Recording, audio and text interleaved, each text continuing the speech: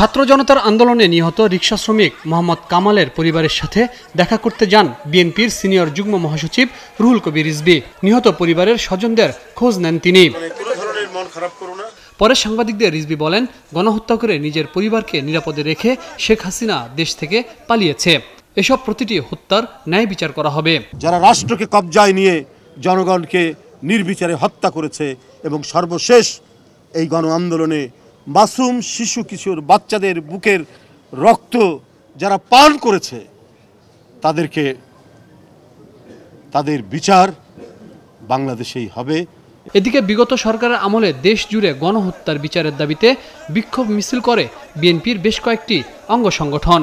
বিভিন্ন মিছিল থেকেও শেখ হাসিনার বিচারের দাবি তোলা হয়। এই সমস্ত অপরাধী শেখ হাসিনাকে অবিলম্বে বাংলাদেশে এনে বিচার করতে হবে এবং তার দোষরের ফাঁসির দাবিতে আমরা আজকে এখানে অবস্থান নিয়েছি।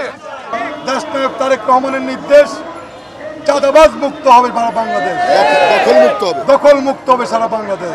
ছাত্র জনতার আন্দোলনে গণহত্যার বিচারের দাবিতে ঢাকা বিশ্ববিদ্যালয় কেন্দ্রীয় শহীদ মিনারে অবস্থান কর্মসূচি পালন করে ঢাকা বিশ্ববিদ্যালয় ছাত্র দল।